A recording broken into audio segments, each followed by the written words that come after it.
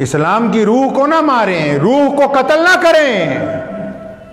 میں بار بار کہتا ہوں سرکاری مولویوں سے بھی کہ اسلام کی روح کو قتل کرنے کی کوشش نہ کرو، اسلام اپنی جگہ قائم رہے گا۔ ایک صاحب کو میں نے دیکھا پاجامہ ان کا ٹکنوں سے اتنا اونچا ہے کہ مسئلے سے بھی زیادہ اونچا، داڑھی بھی اچھی ماشاءاللہ، سر پر پگڑی بھی بندھی ہوئی ہے کہ جی پاجامہ اگر نیچے ہو جائے گا جہنم میں چلے جائیں گے۔ ہمیں بھی پتہ ہے کہ اگر پاجامہ نیچے ہو جائے تو بندہ جہنم میں چلا جائے گا۔ چلا کیوں جائے گا یہ تو کیوں نہیں بتایا آج تک ان کو؟ کیا یہ صرف ایک ٹکڑے کے درمیان اسلام پھنس گیا؟ ٹکنوں سے نیچے ہے تو جہنم، ٹکنوں سے نیچے ہے تو اوپر۔ سیدنا ابوبکر صدیق رضی اللہ تعالیٰ عنہ نے کہا تھا کہ یا رسول اللہ آپ نے کہا ہے کہ جن کا پائجامہ جس کو لاچا بولتے ہیں یہ ٹکنوں سے نیچے ہو جائے گا تو وہ جہنم میں چلا جائے گا، اور یا رسول اللہ جس کا اوپر ہوگا وہ جنت میں جائے گا۔ فرمایا یا رسول اللہ میرا تو اکثر ڈھلک جاتا ہے۔ سیدنا ابو بکر نے کہا سب سے بڑے مسلمان ہیں محمد رسول اللہ صلی اللہ علیہ وسلم نے اپنی زندگی میں اس مسلح پر اگر کسی ذات کو کھڑا کیا اپنے سامنے تو صرف اور صرف سیدنا ابو بکر صدیق رضی اللہ تعالیٰ عنہ۔ اور ابو بکر نے کہا تھا کہ یا رسول اللہ میرا پاجامہ بار بار ڈھلک جاتا ہے۔ اور سونے رسول نے فرمایا ابو بکر وہ تیرے لیے تھوڑی یہ گل ہے، وہ تیرے لیے تھوڑی ہے یہ مسئلہ، یہ تیرے جیسوں کے لیے نہیں ہے۔ اب یہ جو میں بات سمجھا رہا ہوں اس کا مطلب یہ نہیں کہ پاجامہ نیچے کر لو۔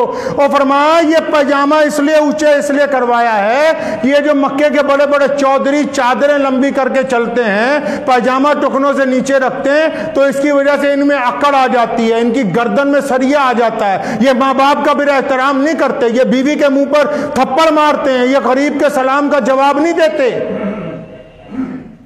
اب آپ اندازہ لگائیں شریعت کی روح کیا ہے۔ یہ پاجامہ اگر ٹخنوں سے اونچا ہے اور میں اپنے باپ کا نافرمان ہوں، پاجامہ ٹخنوں سے اونچا ہے اور باپ کا میں نافرمان ہوں، ماں کی بات نہیں سنتا ہوں، بیوی کے چہرے پہ تھپڑ مارتا ہوں، بچے میرے مجھ سے ڈرتے رہتے ہیں، پڑوسی سے میری سلام دعائی نہیں ہے، سکے بھائیوں کا میں دشمن ہوں، غریب کے میں سلام کا جواب نہیں دیتا ہوں، بھوکے کو میں کھانا نہیں کھلاتا ہوں، پیاسے کو پانی پلانے کے لیے تیار نہیں ہوں، تو پھر میاں جی اس پاجامے کو ٹخنوں کی بجائے گھٹنوں پر کر لیجئے، شریعت کو آپ سے کچھ لینا دینا نہیں ہے۔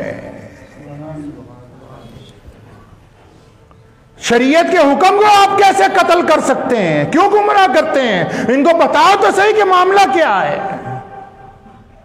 اسلام کی روح کیا ہے، ان مسائل کی روح۔ جب تک روح زندہ ہے تو جسم زندہ ہے، روح مر گئی تو بات ختم ہو گئی، ضمیر مر گیا تو پھر بات ختم ہو گئی۔ اگر صرف لباس پہننے سے، صرف پاجامہ اونچا کرنے سے، صرف داڑھی رکھنے سے اسلام آگے چل پڑتا تو بڑے بڑے کلاکار جو ہیں اپنی فلمیں بنانے کے لیے، رول ادا کرنے کے لیے چیزیں تیار کرتے ہیں ہر روز۔ بات تو اس کردار کی ہے جو محمد رسول اللہ صلی اللہ علیہ وسلم نے عطا کیا ہے۔ مقصد میرا آپ کو یہ بتانے کا ہے کہ اگر کوئی پڑوسی پریشان حال ہو تو آپ عبادت کے ساتھ اس کی مدد کریں گے، یہ محمد رسول اللہ کا دین ہے۔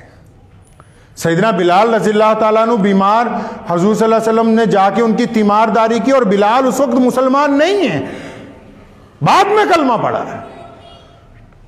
اور آپ پڑھیں امام بخاری کو اور لوگوں کو پڑھیں کہ کیا حضور صلی اللہ علیہ وسلم نے اس لیے سیدنا بلال کی تیمارداری کی کہ کلمہ پڑھے گا؟ نہیں، انسانی ہمدردی کے تحت کہ ایک جو غلام ہے اس کے اوپر ظلم ہو رہا ہے، اس کی مدد کرنی چاہیے ہم کو۔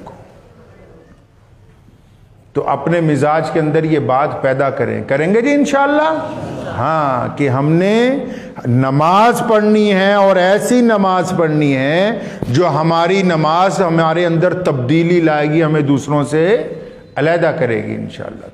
سمجھ گئے آپ بات کو؟ نماز میں لوگوں کو ایک دوسرے کی نمازوں کو نہ دیکھیں۔ میں پھر بات اپنی دہراتا ہوں، کچھ لوگ ایسے نماز پڑھ رہے ہیں، کچھ یہاں پہ نیت باندھ رہے ہیں، کچھ یہاں پہ نیت باندھ رہے ہیں، کچھ پیر کھول کے کھڑے ہیں۔ جس مرضی طریقے سے نماز پڑھیں، اپنے مسلک کو نہ چھوڑیں، دوسرے کے مسلک کو نہ چھوڑیں۔ یہ تمام کی تمام سنتیں ہیں حضور صلی اللہ علیہ وسلم کی۔ یہ جتنے طریقے سے لوگ نماز پڑھ رہے ہیں یہ ساری سنتیں حضور صلی اللہ علیہ وسلم کی ہیں، یہ باقی رہیں گے قیامت تک۔ کیا آپ صرف اس وجہ سے اپنے بھائی سے نفرت کرتے ہیں کہ وہ آپ کے طریقے کے مطابق نہیں پڑھ رہا؟ پھر یہ کیسی نماز پڑھ رہے ہیں آپ؟ اکثر میں کہا کرتا ہوں آپ کو، جیسے نماز میں کسی کا موبائل بج گیا، اب نظریہ دیکھ لیں، صرف نظریے کا فرق ہے.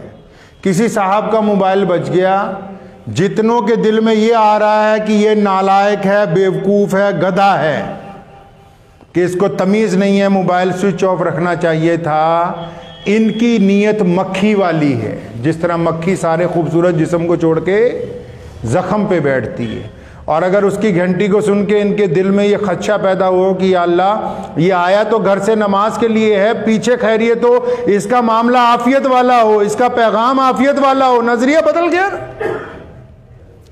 نظریہ بدل گیا نا.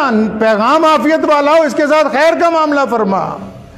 آپ دوسروں کی غلطیاں نظر انداز کرنے کے لیے تیار نہیں، اور پھر اللہ سے بار بار دعا کرو یا اللہ توبہ ہے، توبہ ہے. کس بات کی توبہ؟ تو اللہ کے بندوں کو تو معاف کرنے کے لیے تیار نہیں ہے، ساتھ ہی میں بدلہ لینے کے لیے تیار ہے.